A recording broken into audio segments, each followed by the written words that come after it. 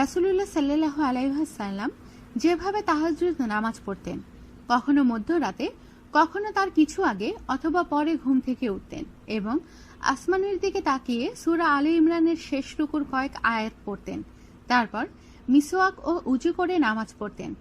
অর্ধরাতের পরে রাতের শেষ তৃতীয়াংশে পড়া উত্তম। তাহাজ্জুদ শব্দটি আরবি, এর ব্যবহার পবিত্র কোরআনে আছে। তাহাজ্জুদ শব্দটি নিদ্রা যাওয়া ও জাগ্রত হওয়া এই পরস্পর বিরোধী দুই অর্থে ব্যবহৃত হয়। পবিত্র কোরআনের সূরা বনী ইসরাইলে ৭৯ নং আয়াতের অর্থ এই যে, রাতের কিছু অংশ কোরআন পাঠ সহ জাগ্রত থাকুন। আয়াতে উল্লেখিত বিহি সর্বনাম দ্বারা কোরআন বোঝানো হয়েছে। কোরআন পাঠ সহ জাগ্রত থাকার অর্থ নামাজ পড়া। এ কারণেই শরীয়তের পরিভাষায় রাত্রিকালীন নামাজকে তাহাজ্জুদ নামাজ বলা হয়। সাধারণত এর অর্থ এভাবে নেওয়া হয় যে, কিছুক্ষণ নিদ্রা যাওয়ার পর যে নামাজ পড়া হয় তাই তাহাজ্জুদের নামাজ। কিন্তু তাফসিরে মাজহারিতে এভাবে বলা হয়েছে, আয়াতের অর্থ এতটুকুই যে, রাতের কিছুক্ষণ নিদ্রা যাওয়ার পরে জাগ্রত হয়ে নামাজ আদায় করলে যেমন এই অর্থ ঠিক থাকে, তেমনি প্রথমেই নামাজের জন্য নিদ্রাকে পিছিয়ে নিলেও এই অর্থের ব্যতিক্রম হয় না। তাই তাহাজ্জুদের জন্য প্রথমে নিদ্রা যাওয়ার শর্ত কোরআনের অভিপ্রেত অর্থ নয়। হাদিসে কুদসিতে রয়েছে, যে বান্দা আমাকে ভালোবাসার দাবি করে অথচ সারা রাত ঘুমিয়ে কাটায়, সে তার দাবিতে মিথ্যাবাদী। এজন্য যে সে কেমন প্রেমিক তার মাহবুবের মোহাব্বত কামনা করে না, অথচ আমি তার অপেক্ষায় থাকি।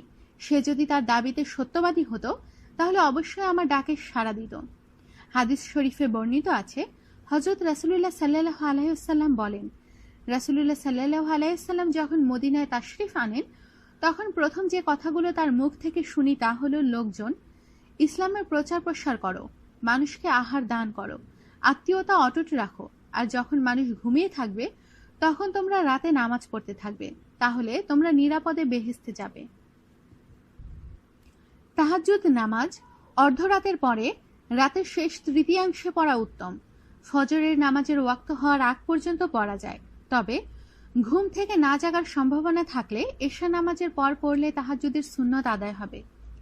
তাহাজ্জুদ নামাজ সর্বনিম্ন ২ রাকাত, সর্বোচ্চ ৮ রাকাত পড়া উত্তম, তবে আরো বেশি পড়া জায়েজ আছে।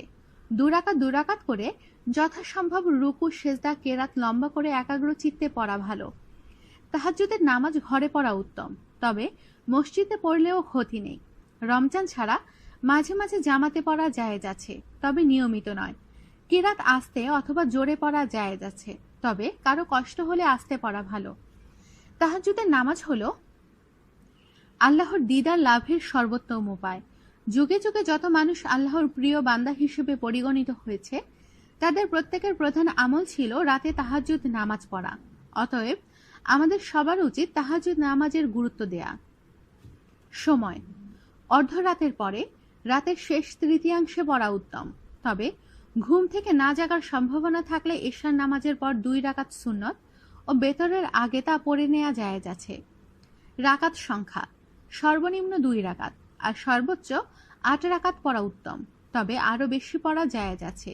এরপরে বিতর নামাজ পড়া। পড়ার নিয়ম: ২ রাকাত করে যথাসম্ভব লম্বা কেরাত, লম্বা রুকু, সেজদা সহকারে একান্ত নিবিষ্ট মনে পড়া। পড়ার স্থান: ঘরে পড়া উত্তম, তবে মসজিদে পড়াও জায়েজ আছে।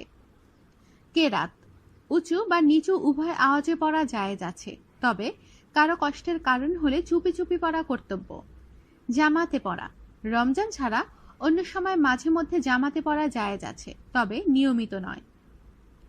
আমাদের সাথেই থাকুন আর সাবস্ক্রাইব করুন।